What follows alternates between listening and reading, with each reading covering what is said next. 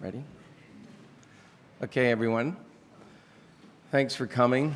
You know, I was thinking of bringing a whiskey bottle and putting it at the end of the table for people to take shots if they wanted. So I know you really want to be here because there's been a lot of meetings and a lot of parties, and everybody's voice is starting to fade. So thanks for coming. I think we have a great group up here, and we're going to try to get to some of the nuts and bolts of financing documentary films across the planet, and we've got a great group of people here to help talk about financing and what might be at stake in the relationships with certain funders or agencies, or what rights might be given up, and really to give you a pep talk about being alert about the deals that you cut, and to look at the paperwork that you get, and in most cases, and in all cases really, is to have somebody look at it that knows it so that there's no surprises. So that's really kind of the essence or the spirit of what we're going to try to impart. So I'll start, and then I'll introduce each one of the panelists as we go, as we move around the world. So if you can put up the first one. So I'm Mark Johnston, and I'm from Nomad Films in Toronto, and we're producers of various documentary projects, one-offs and series, also been a part of the drama world as well. And I, in fact, lived here for 7 years and worked for the BBC Natural History Unit and for Channel 4 through the 90s, and moved back to Toronto to start my company in 1997. And we work around the world with many partners. We do a lot of co-productions with France and the UK, and just now with Germany, and on a variety of topics. But I'm going to get right at some of the details of the three of the films that we've produced. I've picked three different films. They're on different subjects. They're a couple of years old, but they're medium budgets, I would say. I am not going to have a micro budget film and nothing, over $1 million. So we're going to go around the world. We'll start with Canada, and then Julie Goldman at Motto Films in New York will talk about the U.S. financing environment, and then Femke Volting from Submarine in Amsterdam will talk about the Dutch example and maybe hint at continental Europe and some of the funding models there. And then Roy Ackerman from Fresh One Productions in London will deliver the knockout blow for us. So I'm going to present three very quick case studies. A film called The Climb that we produced, which is about the first Canadians to climb Everest in 1982, and the first expedition that sent live images back from the mountain that we made a couple of years ago. Then the Al-Qaeda Code, which was a treaty co-production with France and was for WDR Arte and I guess about 8 broadcasters in Europe and around the world. And then a theatrical documentary that went into theaters in North America called When We Were Boys, a look at a boys' school in Toronto. So we're going to get right to it. I mean, here's The Climb's financing. And what I'm going to do is I'm going to talk about each portion and what they meant in terms of their relationship to the film and whether they enjoyed any rights. And you can see, and this is actually a pretty good model to look at least in the Canadian example, you have the Canadian Broadcasting Corporation, or the CBC. That's their license fee, you can see, which is $160,000. And in Canada, we have something called the Canadian Media Fund, which is a fund that is created out of the revenue from the cable companies, and is about $180 million a year that is set aside to support media projects in Canada. And what happens is there's a big envelope of money. For Canadians, forgive me if I'm going to generalize about some of this, but there's an envelope of money that the broadcasters can use to bolster their license fees. So in this case, they matched the money that they put in license by using the Canadian Media Fund. The Canadian Media Fund, in some cases, depending on the formula that you use, may take a small portion of equity in the project. It depends how much the broadcasters choose to use. the Canadian Broadcasting Corporation and most broadcasters in Canada, they do not take any copyright or any equity in the film. The system is created to root the copyright with the filmmakers.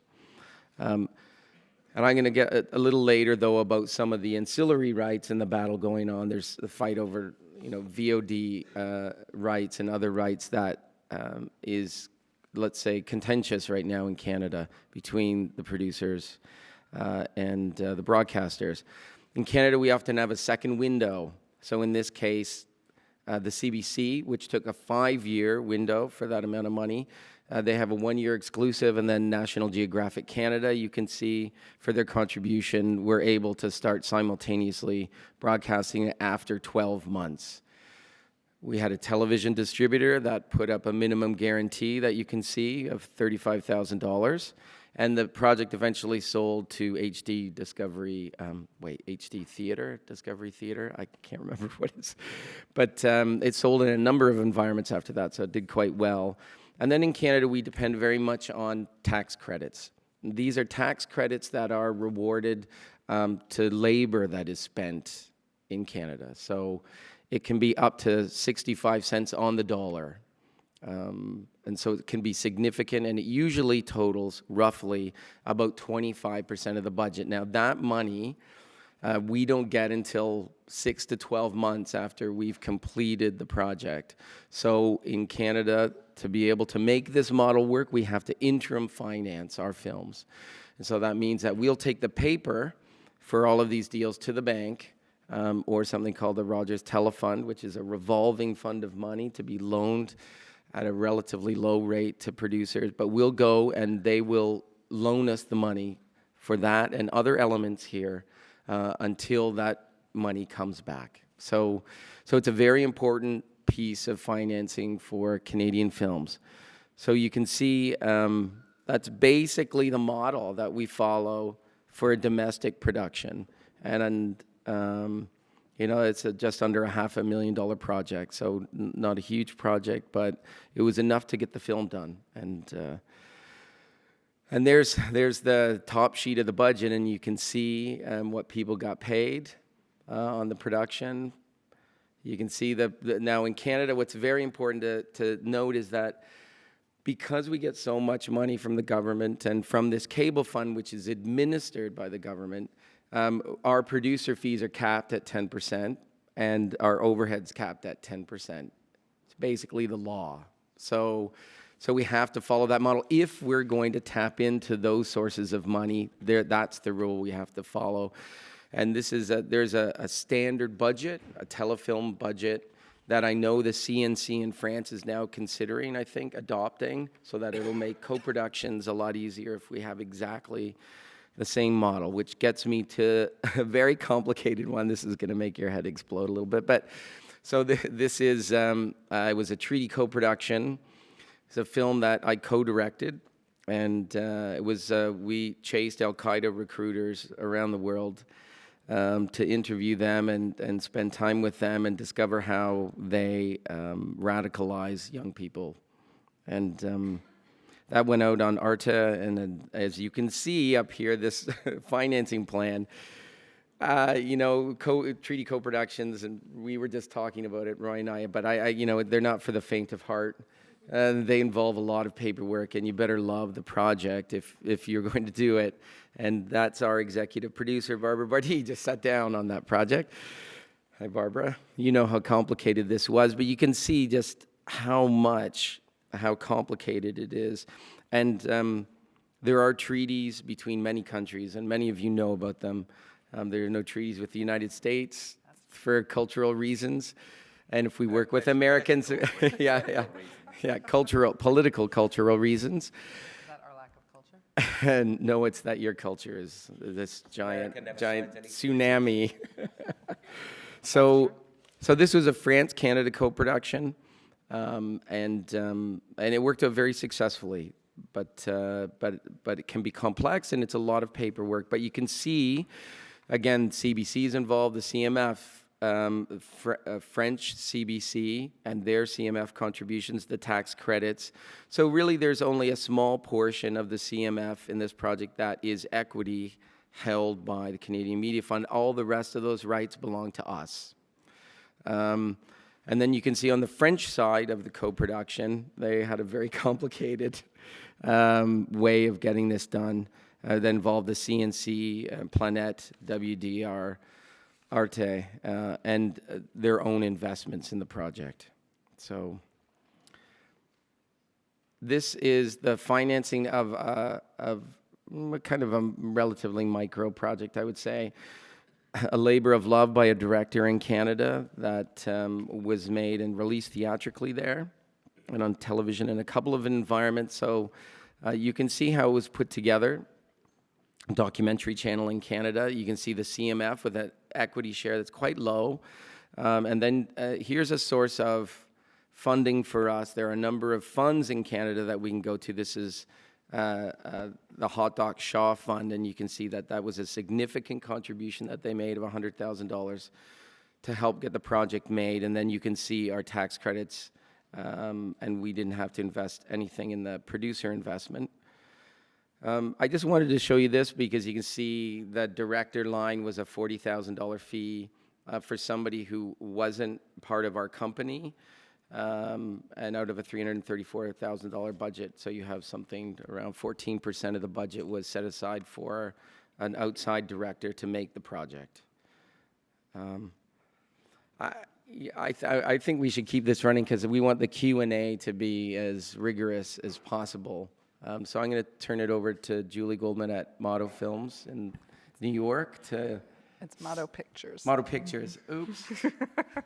Which is fine, but if you're looking for us, it's better to look there. We're on Facebook, very Okay. exciting for me. And we have a really hideously out-of-date website, so maybe you should just look up Motto Films, because it's really out of date.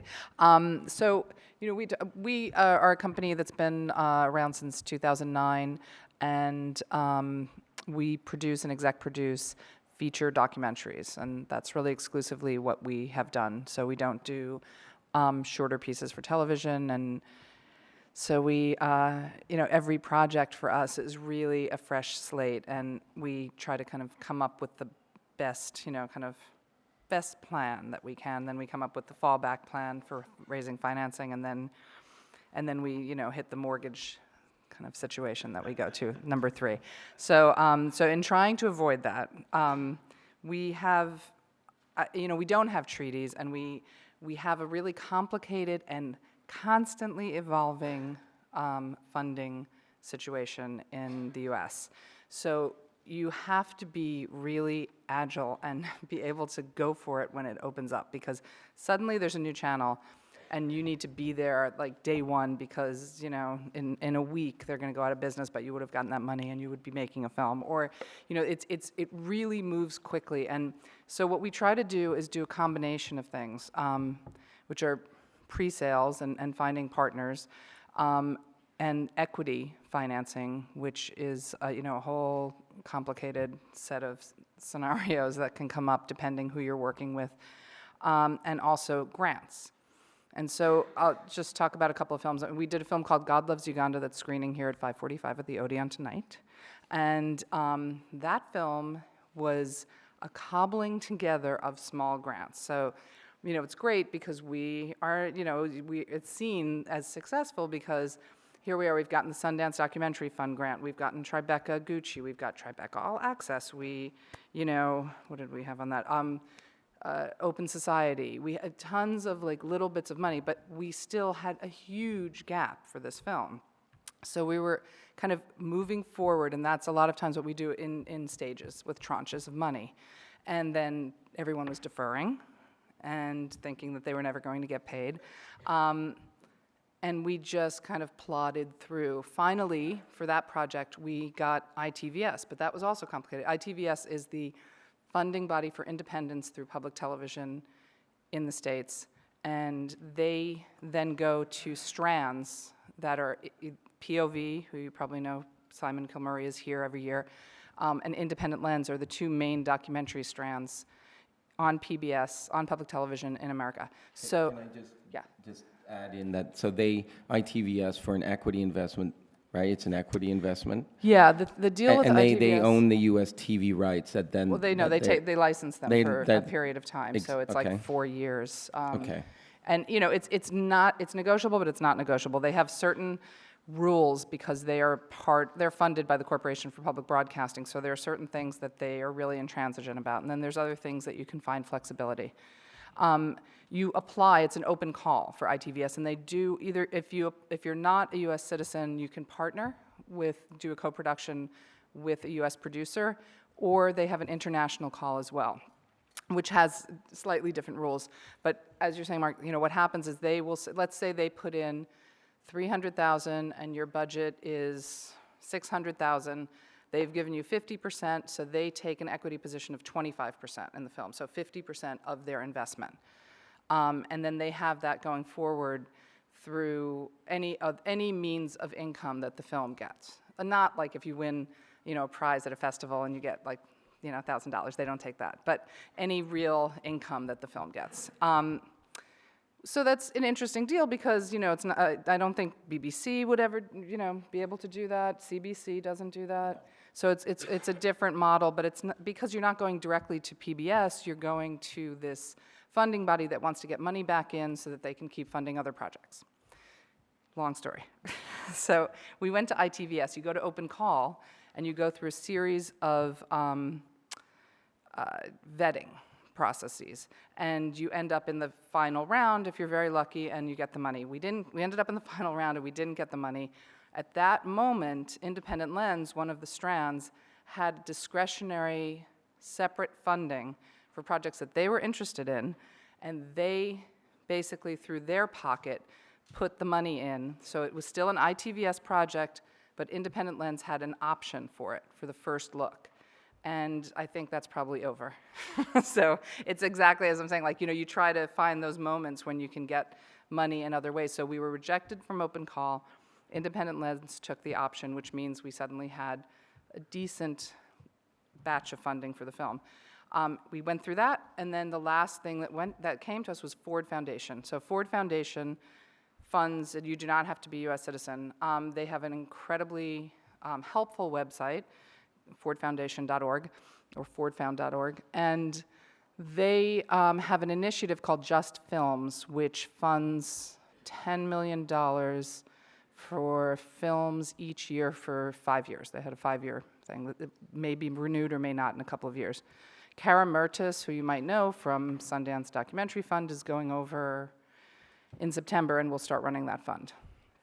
That fund also gives like 500,000 of that goes probably to ITVS, and 500 goes to the Sundance Documentary Fund. So it's probably really $5 million, not 10, that actually goes to independents and to films. The other interesting thing about Ford is that they have program offices around the world. So they're geographically designed, and they're also subject-driven or issue-driven. So you have democracy, rights, and justice. In that group, there's LGBT rights. So suddenly there's this group over here who have another source of funding. So if you can get to Just Films and you can find another part of Ford that can work for your film, you have a much better shot at getting money because they can combine forces internally, which is like, everybody holding hands and being very happy at Ford, and you getting more money. So it's like the best of all worlds. So that's what I'm saying, check out that website. If your film really fits, when you apply and you send a letter of inquiry to Just Films, reference, hey, you know what, this division, your program officer, Kirsten Johnson in criminal justice might really be interested in this. So you kind of can do a little bit of their homework for them. So, but that's how we funded it. So that's how we funded it, and so we got twice as much money ultimately because we got that from Ford, and it took 3 years to raise the money for the film, and everybody got paid except some money to the producer. So, but and with that film, we also kind of pre-sold to Mette Hoffmann-Meyer at Denmark Television, to Econ Television in Holland. So we had a couple of small pre-sales, and now we are launching the film and selling the film. And we've actually done all of this without an executive producer, without equity, other than the small amount that ITVS took. And we have these rights now to exploit and actually possibly make a little bit of money as we continue to do the outreach campaign and everything else that we're going to do with the film for the next couple of years. So that is kind of a miserable while you're doing it, but happy in the end model, I would say. An even happier model is a film we did called Buck, which was just on BBC Storyville as Buck the Real-Life Horse Whisperer. And that film, there are people, it's about this guy who is the real-life horse whisperer, let's just make it simple. And people go and they go to his trainings. He is really popular and loved, and people wanted to put in money, donate money, to have this film made about him when the director decided that she was going to do it. So it's all private money, and it was all funded by the time it came to me and to my colleagues. That's a joy, unparalleled. But the interesting thing about that film is it was released theatrically in the US, and it made over $4 million, which is like a big hit for a documentary. Out of that, the theater exhibitors took 65%. So if you do the math and trying to make, for these investors trying to make their money back, then it's 25% of a fee that goes to the distributor. So you have this huge hit, and you basically, all the fees, and then all the money that went to marketing and prints and advertising, all of that, you are actually in the red at the end of that. So then you think, DVDs. We sold 200,000 DVDs, which is also never done anymore, but these are like kind of old people who like horses, and it's a really good DVD audience. It's not like, young downloads. So we did really well with this film. They're still just starting now to get some money in. So the interesting thing that Cindy came up with is when we were filming these clinics, these horse clinics, we had this, 3-camera shoots and these really beautiful Montana ranches, and she filmed these clinics and then released a 7-part DVD so that you don't have to go to the clinic, or you can get your intro to the clinic.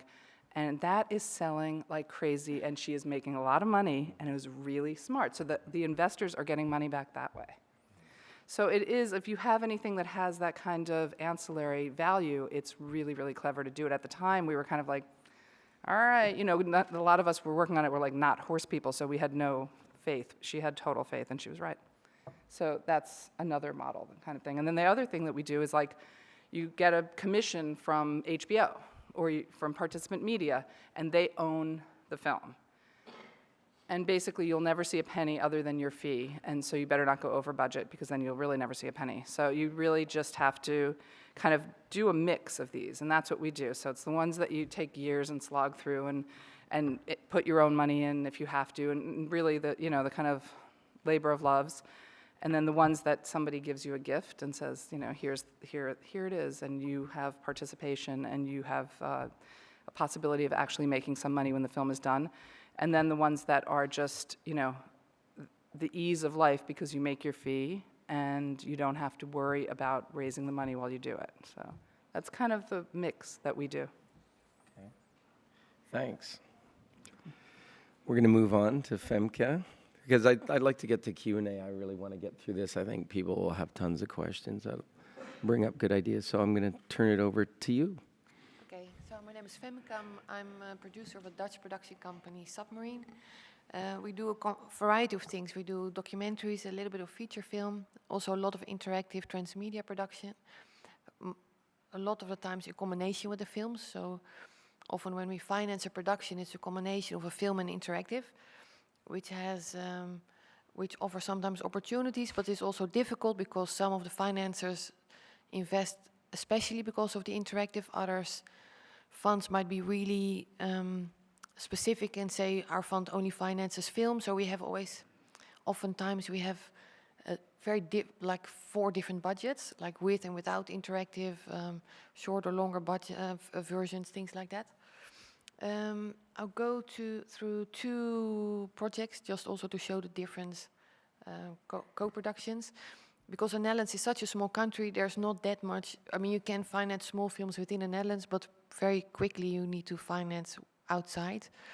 I also like it a lot because it makes films more international. The Netherlands is so small, it's not so much fun to just make films for that tiny audience. So we try to make films that also can have a platform outside of that.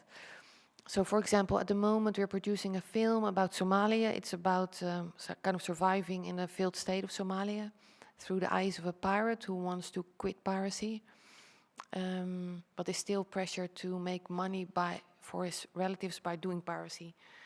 The film is half animated, half live action, and we finance it as a co-production between 4 countries. So we did the development all within the Netherlands, also finance within the Netherlands, and then we raised money by a combination of a few Dutch funds, a film fund, a television fund, a broadcaster, tiny MG from a distributor. Then we met with the Irish Film Board, and they were very excited about the project because they wanted to stimulate animation industries in Ireland. So they said, if we would come on board, would you consider doing the animation in Ireland, for example? So in the end, we did the kind of the storyboarding and all the design work within the Netherlands, but we found a really good studio in Ireland, and they executed the animation there, or are still doing that at the moment, actually. Then we met with Razor Film, a really good co-producer of ours, and they were able to get the North Rhine-Westphalen Fund on board. They really, and we already had got ZDF Arte also on board. They really wanted to have the interactive and also fund specifically for that in combination with the film. So we have a pretty complicated work split for designing the interactive, half in the Netherlands, half in Germany. So that's a bit of a puzzle. And we do all the post-production there, the sound and the sound mix and things like that. And the composer is from Germany.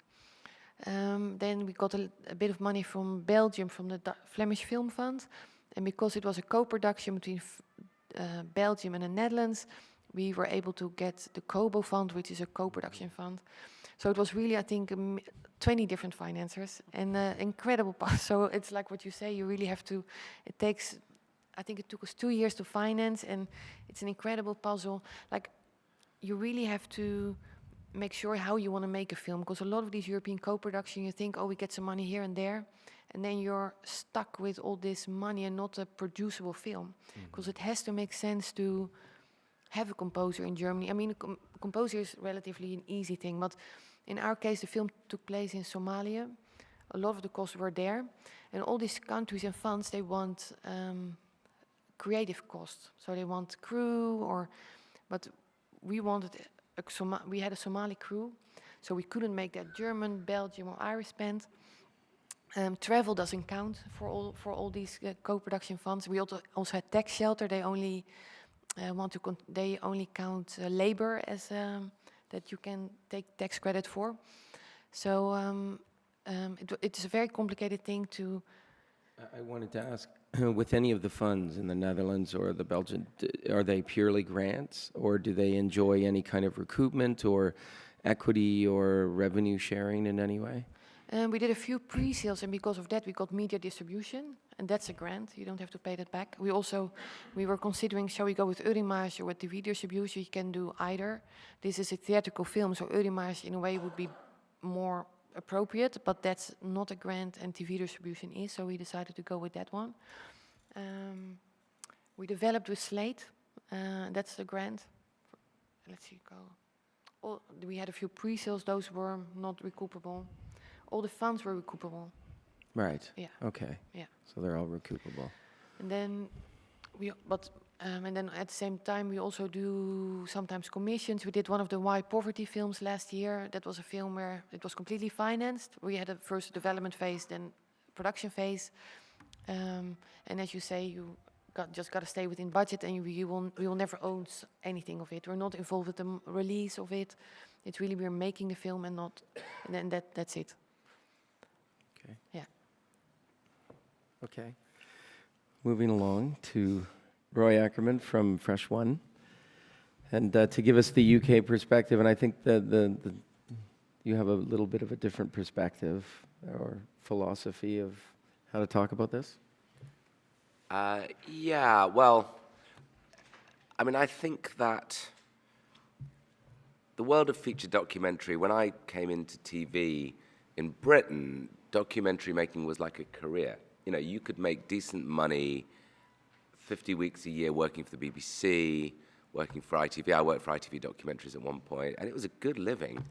And then over time, I think to now, I think documentary making now is more like being an artist.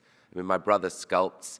Nobody says, I mean, he used to be a teacher, that he deserves an income unless anybody loves his sculptures. And I think I mean, I said I wasn't going to come along with many stats. I have one stat, one number, and that is I would like people here to guess the average salary of a British author per year, including J.K. Rowling, Dan Brown, he's not British. What do we think is the average salary of a British author per year? Anybody guess what? 7. Oh my God, he got it right first time. £7,000 a year.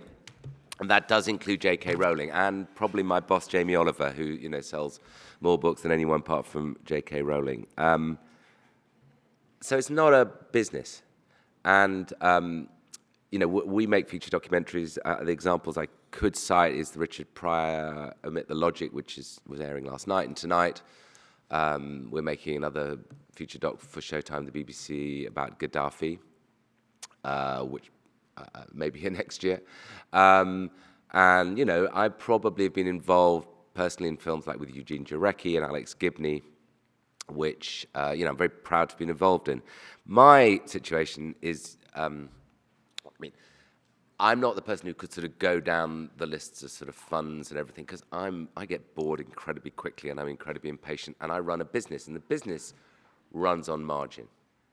Not because I'm an evil capitalist, though I may be, is the reason a business runs on margin is you have to employ people and you have to put out contracts and you have to pay rent and rates, and that's how businesses work on a margin. And the margin from ordinary British television is very, very low. But it is still the place, probably the best place in the world for rights. An incredible deal called the Terms of Trade was done, whatever it was, 10, 15 years ago, and it makes it a place that does give you know, if you get a check from a British broadcaster, they take 15% of the rights. That's an incredible situation. It's completely unlike HBO. So for me, the model of making a documentary in Britain is to get 66% with your first check. Because if you get 2/3 of the money in your first check, you've got a chance of funding the film without giving up years of your life. And when I look at sort of film funds and all that kind of, my head aches. And why? And I don't want to be, and I realize that's how a lot of films get funded. And I think that, but it is a job. Finding money is a job. It's either it's like metal detecting or crime. And I don't know which is more accurate way of describing it. You have to be relentless in searching out the thing. Because for me, documentary making, because it's at the margins of our business. You know, Jamie Oliver owns Fresh One. We make food programs, we make series. And series, you can get $2 million for a series or more. And that takes a long time, but once you've got it, and you can build a team. So we do feature docs, and I'm the one who does them. I'm the idiot who does them. And I'm the managing director, so I've got to parcel out my time. So going after, like, the media fund, which we have a very good relationship with, it's an amazing fund, and it doesn't come with, you don't have to pay it back. But we actually employed a producer friend of mine to go after the money, because it really does make the heart quail when you see what you've got to do. And I gave a deal. If you get it, I'll give you 10% of what you make, which is perfectly legal. Yeah. I couldn't do it. So I have a principle which I start. There's soft money, there's hard money, and I go for the softest money I can, because obviously the issue is, what are you giving back, which is what we're all talking about. But there is an inverse correlation between the softness of the money and the difficulty of getting it. And that's the issue you just need. So I'm thinking, what principles do you apply to these? And the softest money of all is a kind of broadcaster's money in the UK, because they take 15% of rights. And that, in the end, is about trust and relationships. If the producer, so if the commissioner likes your work and likes the project, then they're in. And, you know, mention, you know, Nick Fraser, who funds a lot of the work that I think we all do. I mean, he's not soft, but once he's in, the money is. And the hardest money is American networks. Let's hear it for the Americans. They've got money, but it's hard money, and they try and take all the rights. There's film finance. I mean, I've got a film that I hope to make next year, and it's quite an interesting model in that they put in their money. They're sort of a bundle of those sort of private investors that we all crave. I just want someone to come along and just say, here, take some money. because we like you. And yeah, I might get it down sometime because it's going to be against tax and we're rich anyway. But they're not like that, really. What they tend to say is we're in first position and we want a premium on our money. So you say, well, why don't you invest in gas stocks or something? Because documentaries aren't very reliable. But there are some good guys, and I've met a couple of them who want to put money into things. You know, and obviously there are the funds, which, you know, if you know how to work the system, and you've got somebody who's got the sort of, I do think it's lawyer territory, because you've got to have an application to detail, and, you know, if you've got a LGBT-oriented film, and you can hit that fund. But I imagine, you know, every time I've gone for a fund, I've failed. I nearly got in with the MacArthur Fund. I thought I'd gone all the way, and I think I treated them like they were a broadcaster, and they're different kinds of people. They have different kinds of ways of working. So, you know, the information is out there. I think we all know that, and I think some of these guys are specialists, and I have such respect for people who put together one of those pie charts with 6 colors. The more colors you get, the closer you get to the rainbow, the cleverer you are, as far as I'm concerned. My favorite film I ever made was a film that a brilliant director called Kevin Sim made called 7 Hours on Boxing Day, about the tsunami, which you might see, it was about 2 years after the Great Tsunami. It had one color. It was all one color. The BBC paid for it. And actually, if anyone wants to believe documentaries can do great business, it was one of the most profitable things that our company did that year. Everything else I did lost money, so thank God. And it was just this one lovely, is BBC red? One lovely red ball. And for me, that's my dream, is a red ball. Those rainbow ones are very tough. Yeah. Thanks, Roy. I think it's important, though, for some of the people in the room, you know, they may not have long-standing relationships with broadcasters, especially broadcasters that can commission an entire film, and they do have to turn to some other funds, or it may be a first film, or, and I think I just wanted to talk a little bit about, you know, some of the funds, and I don't know if there's anybody from from BritDoc or any of the funds in this country, but I know that. Again, getting back to that point about knowing what your right situation is and what you might be giving up, I just know that, you know, for example, with BritDoc, if I'm not mistaken, they can make a contribution that is between 10 and 30,000 pounds towards a film, but then Channel 4 has a first look deal and can take the film for £1, if I'm not mistaken. Correct? I don't know I mean, you know, that is the detail. So, I think that's part of what we want to get at in the Q&A. BritDoc is a fantastic organisation. You know, BD Finzi just searched that they run an amazing, and you know, they're not too bureaucratic. Yeah.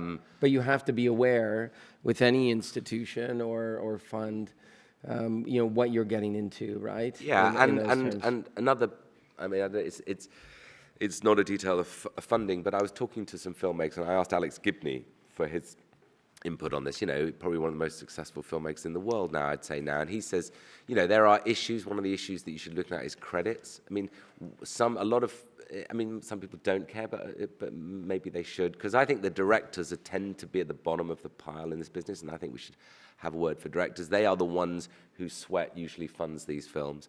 And then somebody who's put up some money with a very safe guarantee gets a credit above them. So I think one of the things people should look at, what are the credit agreements? What, you know, are financiers getting credits beyond what they're bringing to it?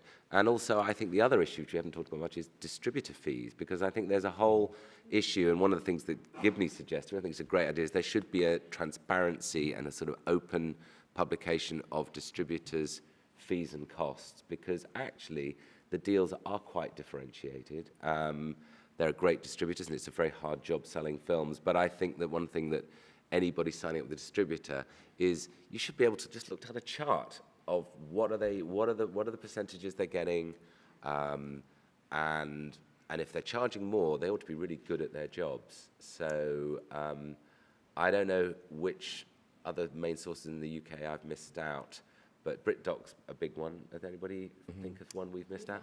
What? The BFI. I don't know the BFI deal. Anyone? No, but in a note that I got from Lizzie, I know that you know, there's a recoupment on their investment. that they get a credit only on a case-by-case basis. That's left to the producer's discretion.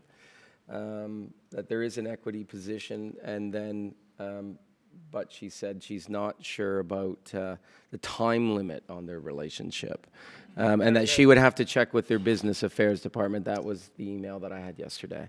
So that's the sort of, but obviously you can go online and check the There's details. also right? Welcome, who put money into science-based projects, and we get a lot of money through the Open University, which have an interesting relationship with the BBC, and they put a chunk of money into a series we made about modern classical music, a big chunk of money, and the rights was quite complicated. They wanted educational rights, they wanted online materials, but, you know, I think that something that maybe should come out of this is a kind of a book. Somebody should put together film funding. It should be a website, really, because it'll constantly change. And I don't know whether anybody should be sort of paid by somebody to do that, because I think the material, most people, you're right, can't walk into a broadcast and say, here's a check. And I'm not pretending it's easy. And if you can't, you need to know all of this stuff, what distributors charge, what the funds are asked for, what the recruitment position is, and maybe that should, we should find out whether there's anybody who wants to put some money towards that as a research project. In a way, it's a best practices booklet. Okay, Well, and also let's do that. You really need to check and see, you know, about reputations. You know, that sometimes you feel like you have one option for a distributor because it's a tough world and a lot of competition. And you know, if you're going to just run to that distributor, you don't know exactly what's going to happen. I mean, David Singleton's sitting here within the shadow of the moon, and in the States, we had a company that went bust, Think Film.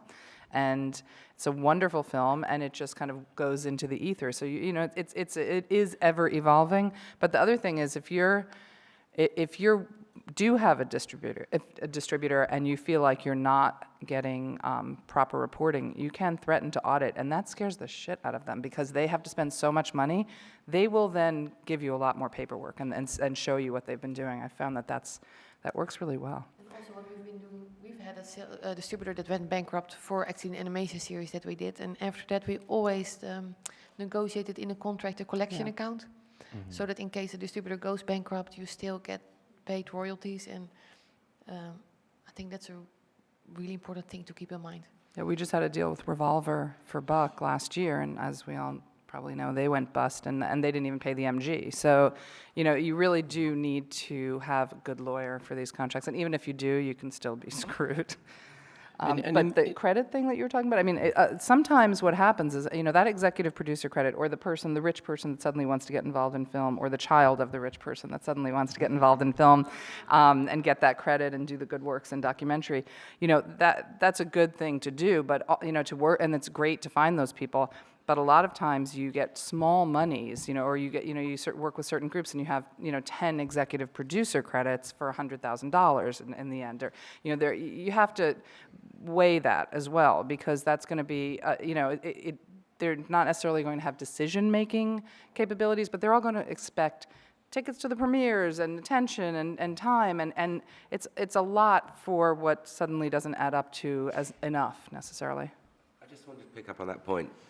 It's about a cost-benefit analysis of what you're getting. You know, what are you getting and what are you paying in credit or attention or pain? And I think the one thing I just wanted to add is the creative. One of the reasons why I think you want 66% for your first check, if you're in that kind of world, is most good projects are made between one set of creatives and one buyer. And I think as soon as you are in a room getting two sets of notes, you're in the beginning of a world of pain. Because, I mean, you know, one of the things that I think Storyville have done very well is Nick Fraser has found a way of working with a lot of other broadcasters and coming to a unified set of notes. Because it's not just whether the film's going to end up being shit because two people disagree and you end up making a compromised film, which is a bad thing, but it's money. Because if you've got a 10-week edit or a 15-week edit and they're showing you notes in the 12th week and they disagree, you're in trouble. So I think that the thing that, if I'm in a co-production relationship, so we're making a film about Gaddafi, and my job is to try and make sure is what Nick Fraser wants and Joan Borstein of Showtime, the same film. Because, you know, unless you've agreed to make two versions, and you can afford to, that's a problem. Yeah. So again, I think that's something you need to think about. If you're taking money from two countries, and they're similar levels of funding, or even if they're not similar levels of funding, you've got to look at what is the creative they expect. And it takes a certain amount of strength and balls, or whatever you want to call it, to say, no, you're not paying enough to have that input, sorry.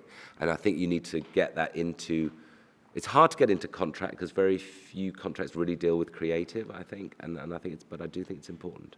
But it also really depends. You can, I think Nick Fraser is generally like gives really good comments, but sometimes it's also liberating to have more smaller financiers because you're more independent than with one broadcaster who might see, oh, I funded this film completely, I own it, so this is how you're gonna like edit the film. Small and powerless is good. Yeah. Yeah. No, I've always found where you have a number of broadcasters involved, that certainly the largest contributor usually is able to say, look, you're 3 or 4 smaller, we are going to take the lead.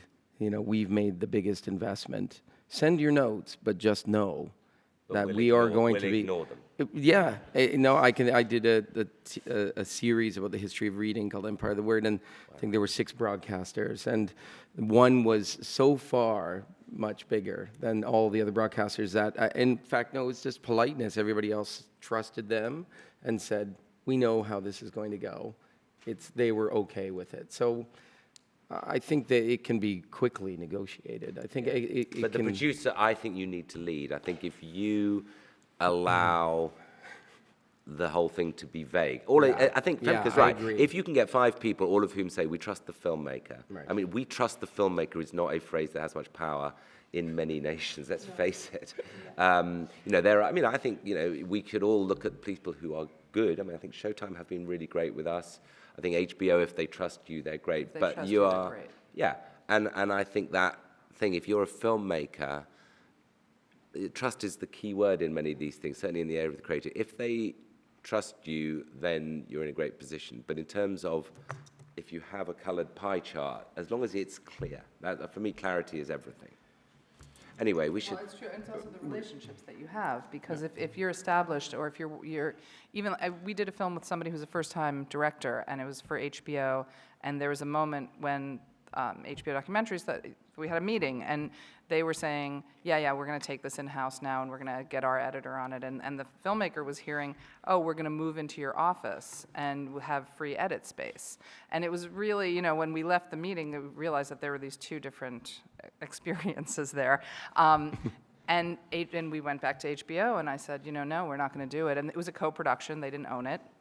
And they were like, it's Sheila. She was like, fuck you, Julie, and, good luck, and I'm going to put it on, HBO too, and in a very sweet way.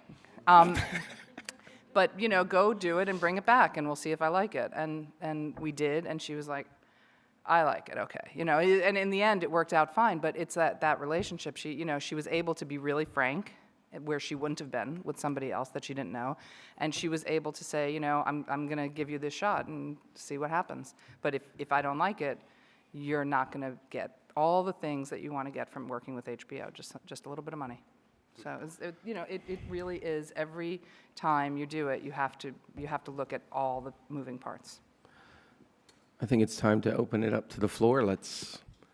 I think this should be a conversation. This gentleman here. The name of the... Can we make this work? Oh, yes, perhaps. The name of the session is How Do Filmmakers Get Paid? And the conversation's really been about how do films get funded, a slightly different thing. And it was really interesting to see your pie charts and the budget. And I must say, I'm slightly horrified at the idea of making a film which involves me climbing a mountain and getting paid $30,000. I've made a film, Climbing a Mountain, but fortunately I was on salary from the BBC, and that was much better, and I completely agree with Roy. It used to be a career, and now it's not like being a novelist. My brother's a novelist, and I know what that involves. I think the best way that a filmmaker can get paid is to get a job as a commissioning editor. Can I pick up that point? My wife's the director, and we never argue about anything. But sometimes, you look at the share of a budget that a director gets, and, she's on the Directors Guild, and it's it's shocking. I mean, let's say it. It's shocking how the pay of directors has gone down relative to everything else. And yet, nobody loves producers, really. And because, you're kind of the mill owner in one sense, but the real mill owners are the broadcasters, because as Greg Dyke once said, the decent business is broadcasting. Owning airwaves is where the money is.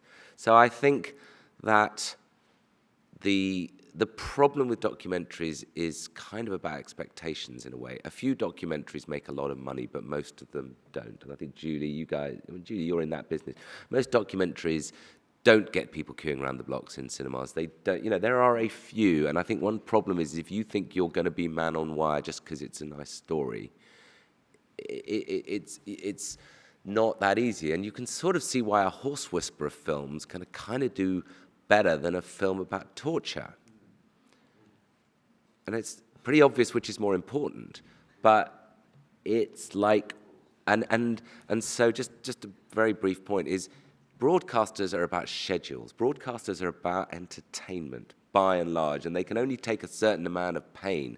Humanity we can only cope with a certain amount of reality, and I don't mean reality television. T.S. Eliot meant reality.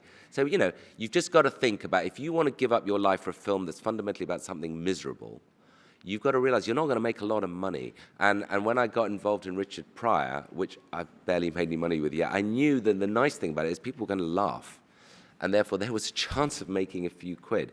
And I think that if you want to make a film that's going to change the world, don't think it's going to pay for the heating, because it isn't.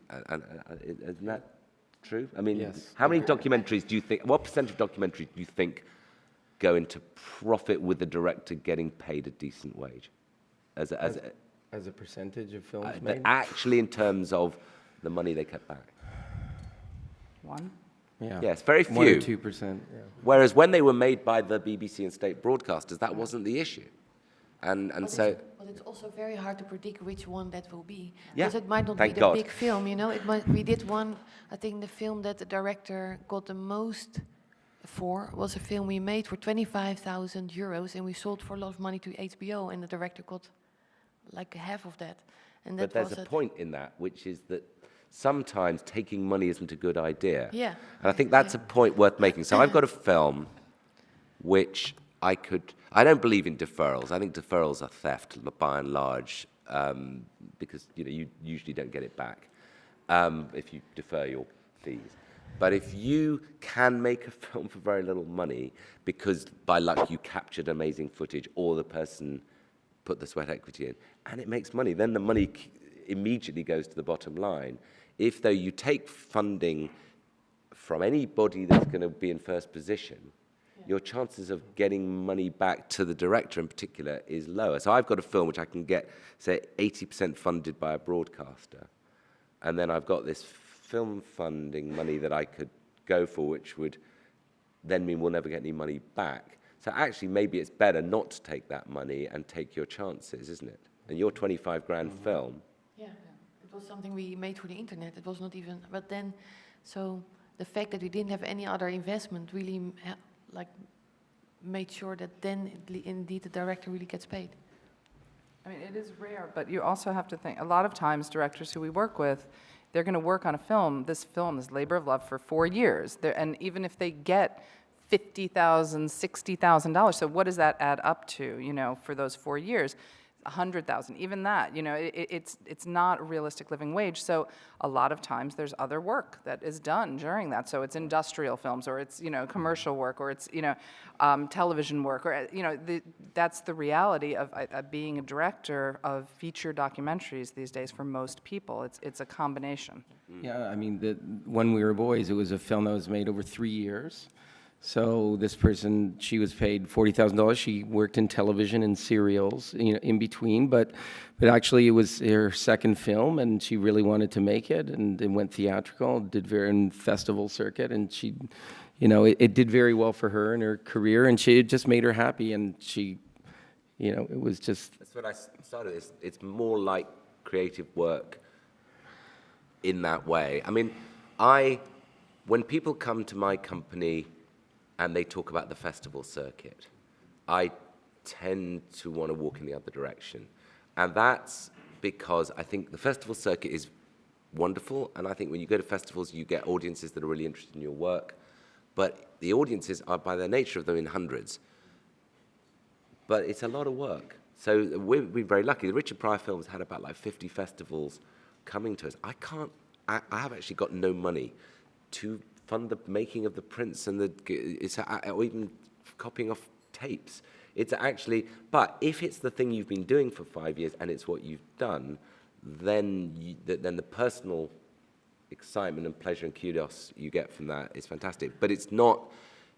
That really is not a business. It's a different world, and I think we have to be clear what is business and what is creativity, or you get confused about the signals you get. It is the feature film, the feature documentary business is slightly oxymoronic, I think. But that year for that director who's traveling all over and meeting other filmmakers, Wonderful.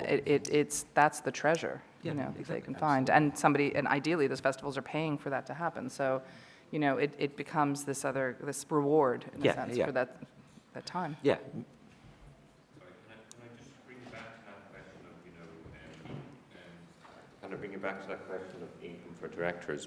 You were quoting, guidelines there for your budget of saying the producers get 10% Yeah. and you can have a markup of 10%.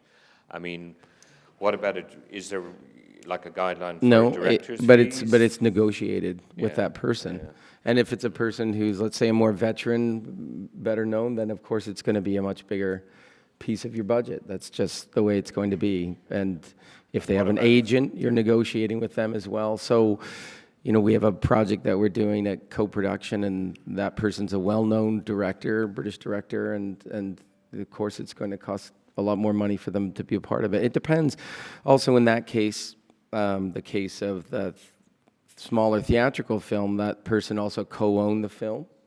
Well, I think that's. Well, that was the rest of my question. I'm They sorry, co-owned. is, It was their idea. They actually Yes. were a producer on that film, Yeah, I should okay. say, and they actually Are you a owned director? 50% of the equity. Yes, I am. Yeah. Yeah, well, I think my advice for directors would be that if you are a director who wants to make a feature documentary, and I think everything Judy and Femke said is right, you should try and become the producer in a way, or have there's a great film called Big Night, which is about an Italian restaurant run by two guys, and they're two brothers. One was called Primo, and the other one's called Secondo. And Primo's the guy in the kitchen cooking the wonderful food, and Secondo's Stanley Tucci, he's the front of house. And that's the dream team. Somebody needs to be out there raising the money and doing it, and somebody's cooking in the kitchen. But you should co-own the film if that's going to be 5 years of your life. Eugene Jarecki, who I work with, he's amazing. How many shoes he gets through raising money, he must have a shoe sponsor. But he raises the money, which means he's part of the film. I think if you're a documentary director, you should either work. I'm a producer as well. If you're a director, then you should be a co-owner, because if you've put in all that work, that's surely. Yeah. And that's normally the case with the films that we do. The director, it's their idea normally. I mean, it's not usually a work for hire situation. It's somebody who comes in, and they do want to produce as well. And like of the producer's net, like are there guidelines for percentages for the director? All negotiated. I mean, Marina Zenovich came on Richard Pryor. I mean, she's got a piece of net. She's got and that's absolutely right, because it's a Marina Zenovich film, and if it's your film, it's your. But it's all by negotiation, I think. I don't know any guidelines. Sometimes I'd be negotiating with myself, you see. So Yeah, well, I hope you give yourself a good deal. But I mean, normally with our films, the director makes in the budget, not that they necessarily get the money, but they have the line for the most money other than the editor, who Yeah. now makes the most money. Yeah, I mean, it's different. There's a film that we're doing called Crisis Point with ZDF, and Jeffrey Smith is the director, and of course it's a much more significant line item for him in that film.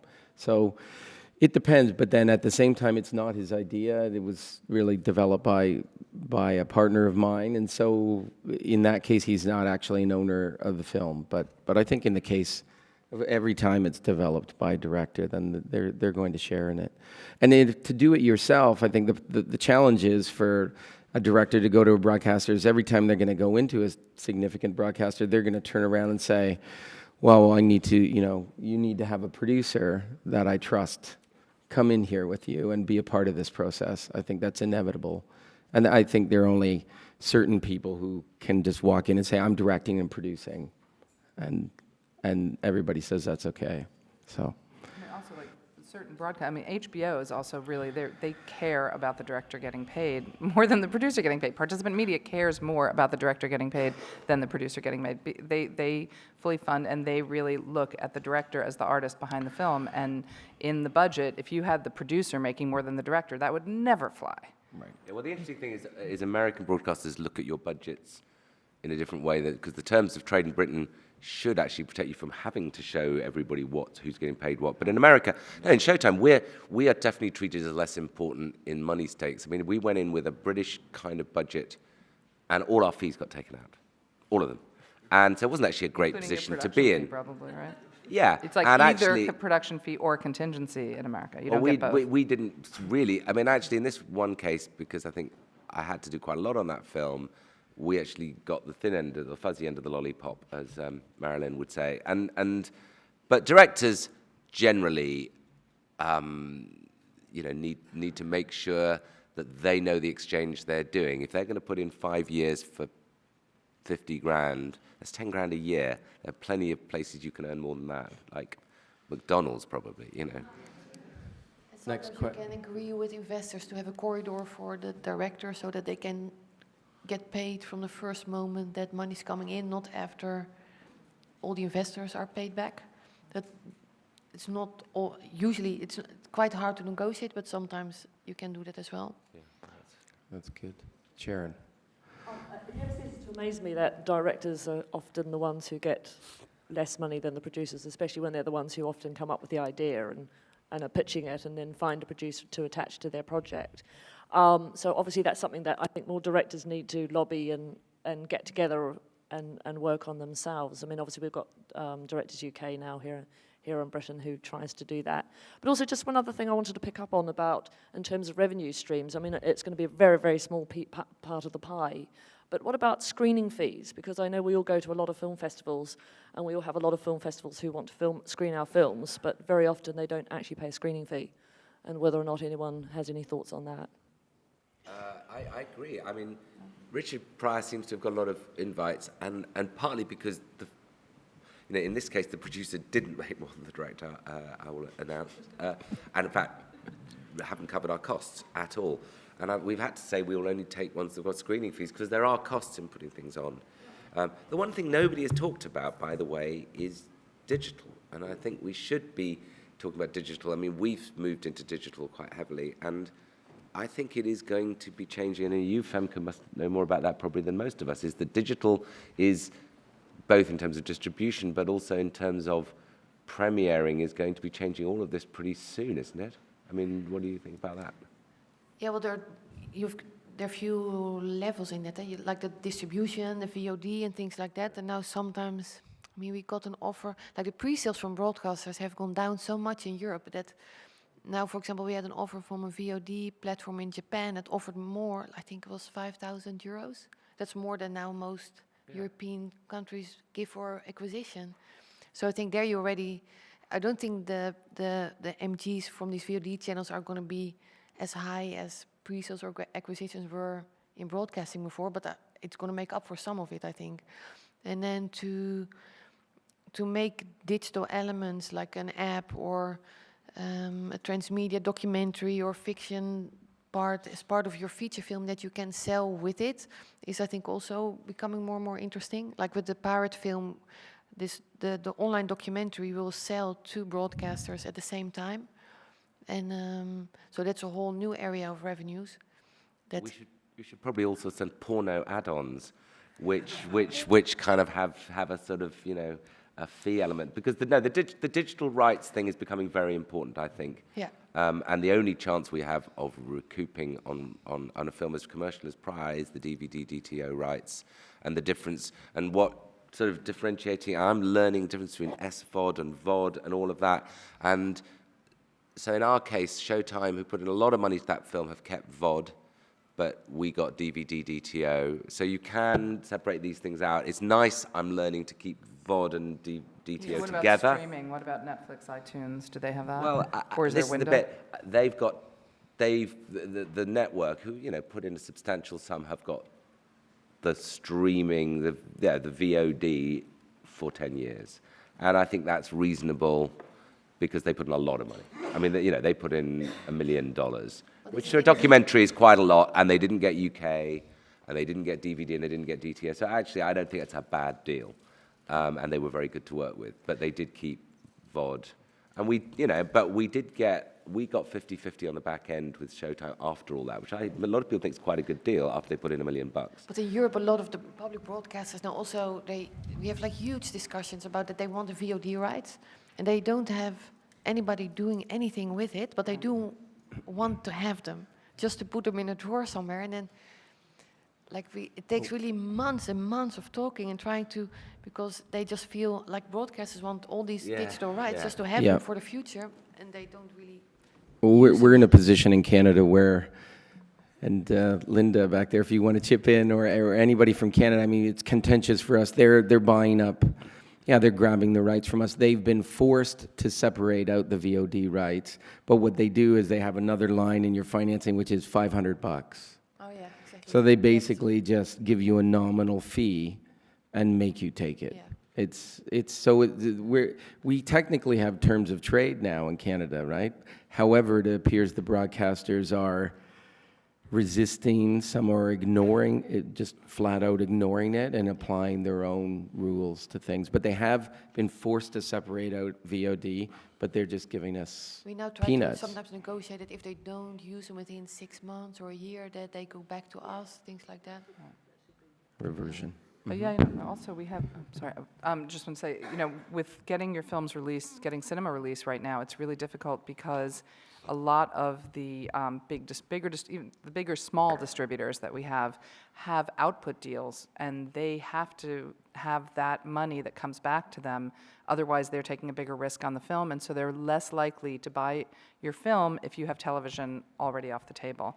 And then you can't finance your film because you can't get money from television. It's a real catch-22 right now. Well, theatricals, again, another area we haven't talked about very much, because when I looked, I think a lot of people get theatrical because it's nice. Right. It's big, big that way. But I've made a film in Prague that has a lot of archive, and getting the bumps for theatrical adds to your cost. And so, again, I've not met enough examples of people who've had films in theatrical. I've had films in theatrical, and I've never seen $1. I mean, any money come in through that door at all. Obviously, if you make a big hit, it's different, Fahrenheit 9/11 kind of thing. But I know that we've kind of not been able to go theatrical on Prior, partly because the TV got in first, but it's also the cost of clearance. I mean, do you find that? Yeah, we try to fair use as much as possible, wherever possible, do fair dealing, so that does bring that down, and we're very conscious of that. But yeah, everything, the music also. Yeah, you have the big music is problems heavy, and fair use is difficult. It's not easy. Yeah, you have to have a good lawyer. Another question. I suppose I'm sort of picking up from your point about sort of from the filmmaker's perspective. I sort of have a question, which is sort of what's the rate of change? Because at some point, the broadcasters are basically there because they have an audience. So as content makers, we go to them, they pay us, and then they put it in front of their audience. As is happening with music and lots of other art forms today, we can have a direct relationship with our audience.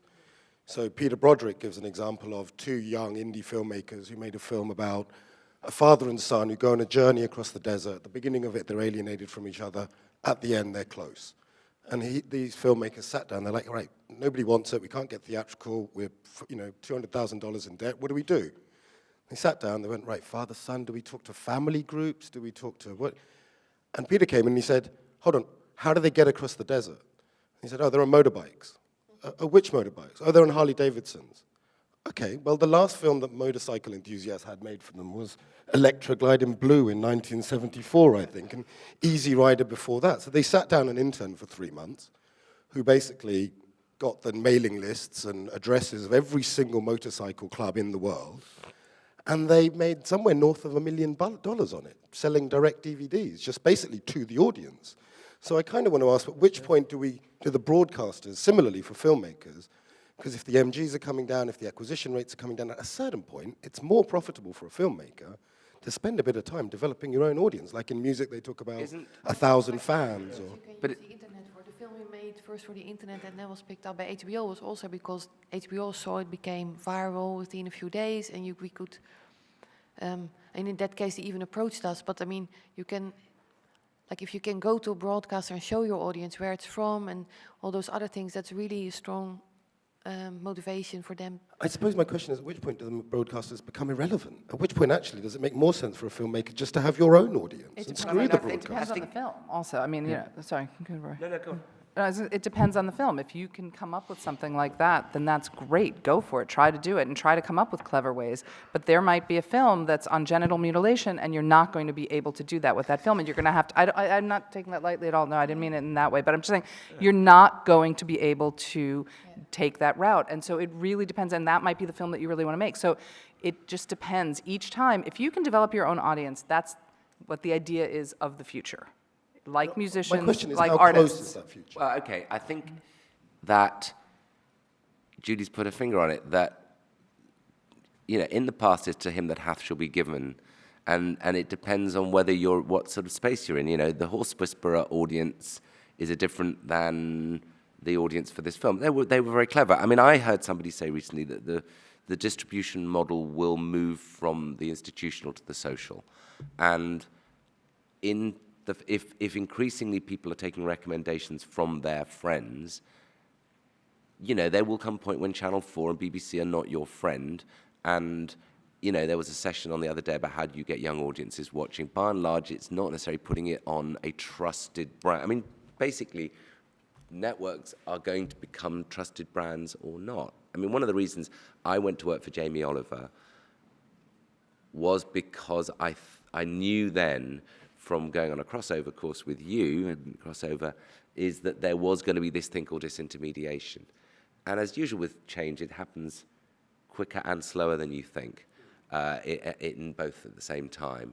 And broadcasters may become the place where you can only take films about genital mutilation because they're the brave ones, but broadcasters aren't always brave. And But it's also a matter of budget, right? Like if you have a budget that maybe costs 25,000, you don't need that many fans or a huge community, and you can make your money back, but you cannot make all films that way. And if you have a film that's complicated to make or more expensive, then you...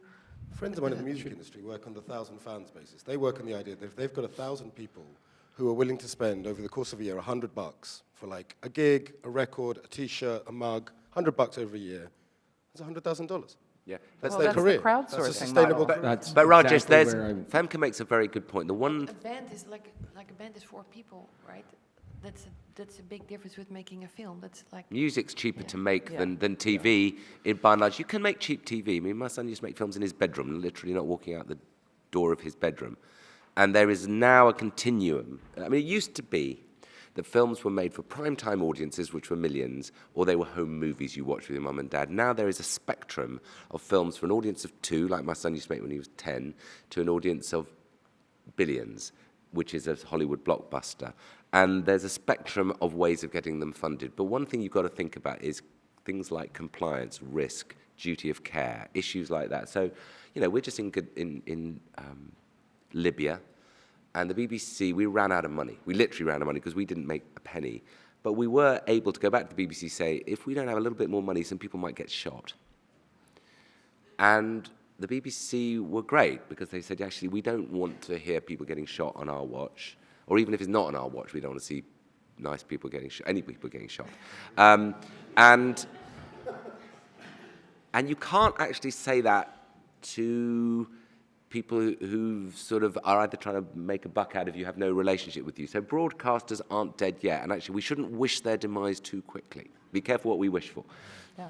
Did you want to talk about crowdfunding a little bit? Well, I mean, that is the ideal of crowdfunding, is that you start to build that audience right there from the ground up before you've started to even make the film necessarily. You know, you have a promo, you're showing it, that's what you're doing.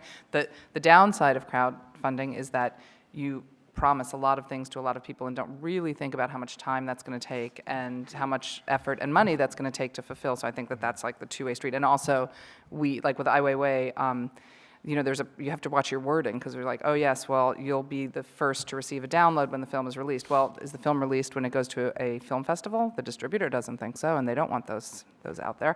So you just need to have proper caution, but I think that that's a great way to build. I mean, if nothing else, even if you're not looking for a lot of money, it's when you start to build that audience for your film, for your idea, for your band. The basic insight that we used with DocHouse, which, you know, from the day one has had great audiences. The primary principle is 80% of the audience for a documentary is there for the subject. They're not there for the director, they're not there for the star, they're not there for the genre, it's the subjects. If you approach marketing and audience development through your subject and you sit down and think about it in the widest scope, that sort of opens up lots of gates. Femke is going to have to leave us, but I'd like to thank her for being part of it. Thanks for being there. Yeah, have either of you been involved in significant crowdfunding projects to get anything going? Yeah, we just did a really good crowdfunding project with Generation Food for Development, which is Raj Patel is the writer and Steve James is directing. Well, that makes it a little bit easier.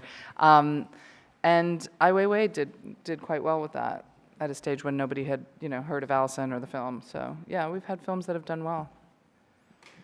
Questions? Not Zach Braff. We're gonna.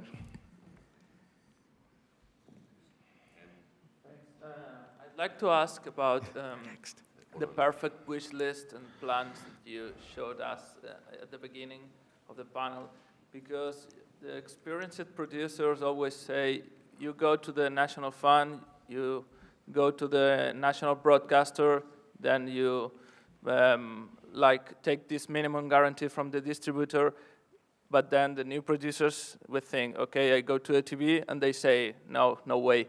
Okay, what's the B plan now? And for example, when you go to equity, how you are in favor to not admitting a deferral in your fee? Not in theory, but you experienced that. You have to argue in favor of your fee against an equity investor. Could you explain us about it, please? Thanks. Did you understand the question? Yeah, I mean, you're saying, like, do we ever have to defer our fee and pay the equity investor first? Is that what you mean, the last part of what you were just asking? That do we ever have to defer the producer fee for the equity investor to get paid first? Yes. That's right, and you usually, the experienced producers, you say, you cannot accept that because it's important to you to be paid, to invest in the next project, et cetera, et cetera, et cetera. So sadly, you know, sadly no, because we're creative producers and we're part of that team, just similar to the director of trying to get the film made, and so you do end up sometimes deferring and having to wait in line and maybe never receive your full fee. But what you were saying of like going, being a new filmmaker, a new producer, and going to kind of the sources that we're talking about, you can align yourself with someone who has more experience and work with them and let them help you get into those doors. I mean, that's obviously the easiest way to do it. And then the other way is to look for other sources of funding, all of the kind of funding we've talked about, grants, which anyone can write. You don't have to have that relationship. Crowdfunding, all the different other sources that you can try to find. Does that answer your question? Kind of. Next question in the front. You were saying before that there's a difference between British broadcasters and American broadcasters in terms of the rights they want to have for the money they give you to make the film. Could you just explain a bit more about that? Yeah, well, the terms of trade, which were negotiated by PACT back in 90-something, meant that all signatories to the terms of trade, which is the BBC, Channel 4, ITV, and I think that's it, actually, because I don't think Sky are signatory, and I don't think UK TV are, and I don't think Five sign anything. Although, you can get good deals with them, but I don't think they're part of terms of trade. Is, as I understand it, that all terms of trade deals mean that the broadcaster gets 15%, 1/5, but there are non-terms of trade deals, and I think broadcasters are able to say that, for example, if it's way above tariff, way above slot tariff, they can ask for different kinds of deals, and there's a quid pro quo. There are people there's a certain amount where they tell you, if they don't necessarily fully fund for that. They might say, well, your film costs 300, our slot price is 200, you'll have to raise the rest yourself. But that's the deal. In America, Judy should probably talk. Well, what's the standard American network position on rights? I mean, it really varies because there's PBS, which I kind of went through in great detail earlier. So we don't, but basically there's, through ITVS, they take that equity position, which is 50% of their investment. If you just go directly to a strand, like POV, a series that's on PBS, they don't take any equity. The same with Independent Lens. They pay a lot less, however, and that's probably why. And A&E indie films, or Showtime and HBO can go either way. They can either be fully commissioning, in which case you have a back-end participation, and they recoup their monies first. Sometimes you can negotiate a corridor. It just depends on everything is a negotiation, as we keep saying. But A&E indie films, same thing. They kind of act as almost like a de facto distributor because they don't necessarily air on their channel, so they try to sell it to another channel.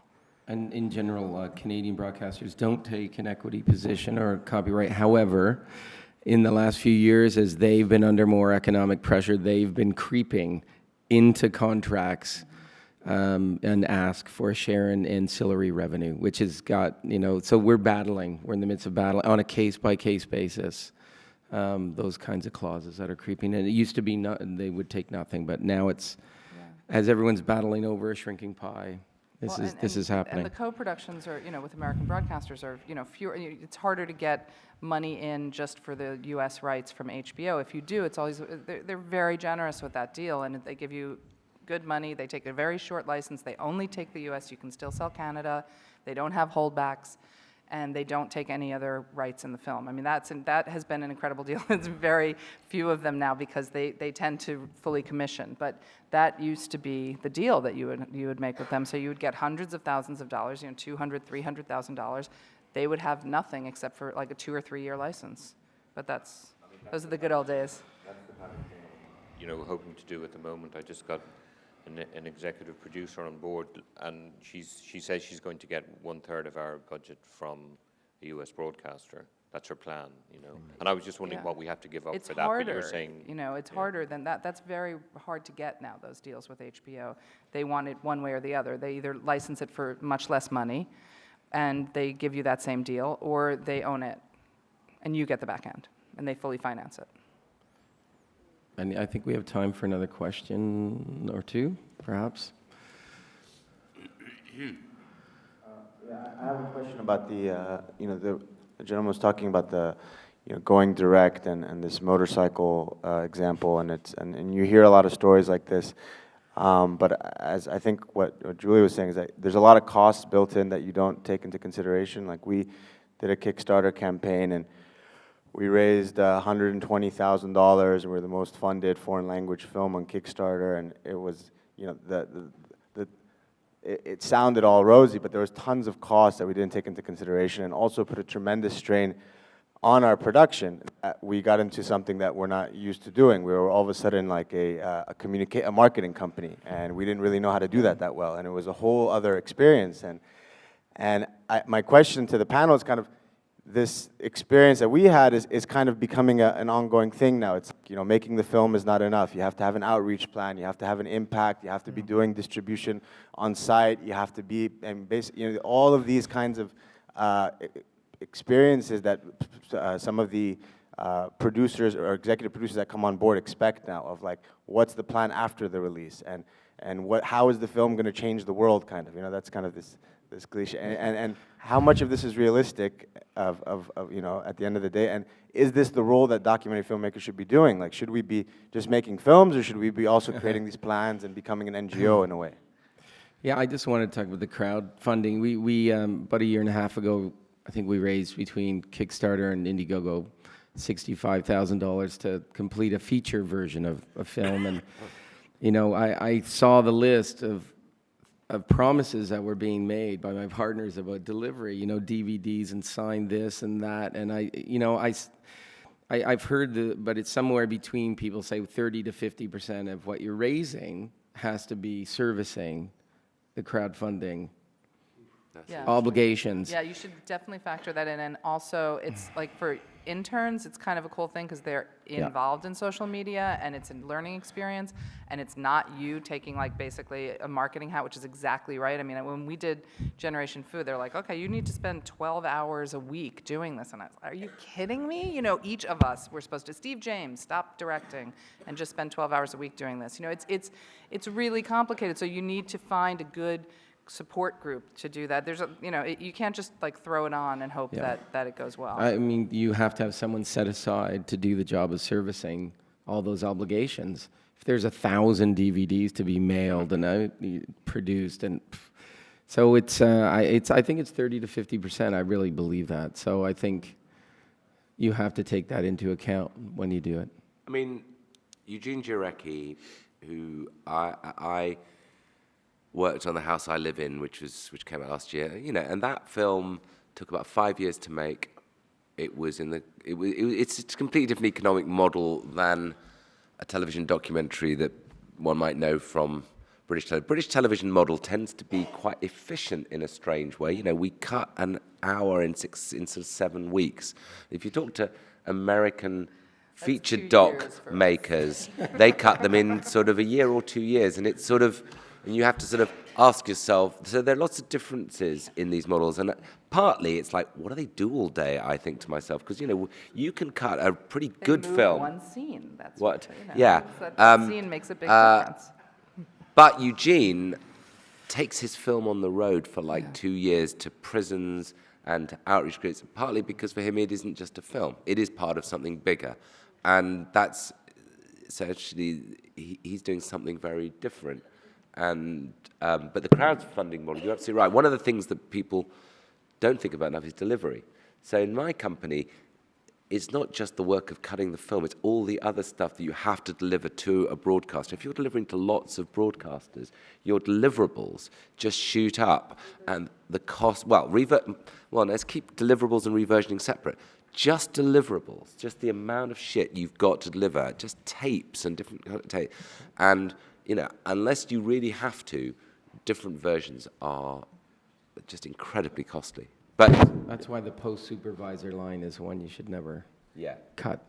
The post-supervisor, absolutely. You're Post-supervisor. Right. It's very true what you're saying. It's like you kind of used to be that the film would premiere at a festival or television. You're like, done. Now what? Now it's like, you just started. You have to deal with distribution in a very different way. You have to figure out. There are outreach producers now. Like a year ago, I was like, "What's an outreach producer?" Now it's I need an outreach producer. So it's evolving really quickly, and that's what I'm saying. You have to be really agile. Yeah.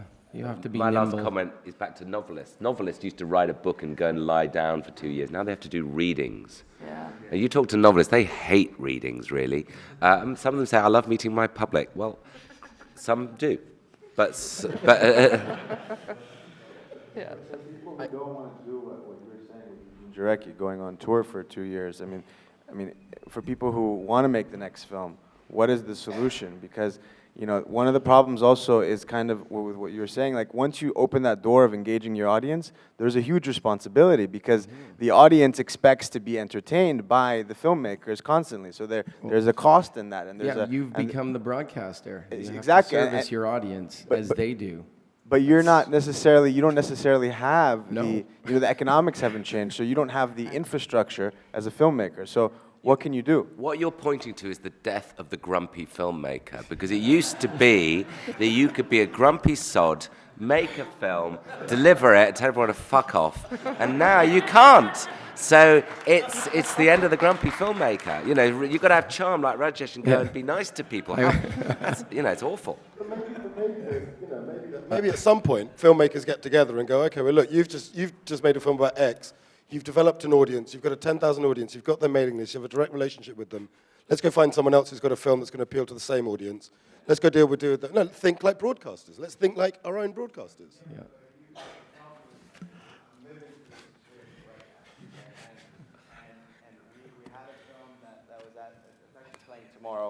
It's not the final version, Okay, of we course. got it. There's another version coming after. But the point is, it's like it's like we have to make a decision. Are we focused as a group of people making films on our next project, which requires that we keep our DP on staff and our editors and this and that, or are we focused on this as this communication group? So we have our interns and our marketing people. Like, who's more crucial now? Because in a way, it's like I need my marketing person more than my DP and my editor, because they're the ones who are engaged. So I'm saying we're at this point that a decision needs to be made.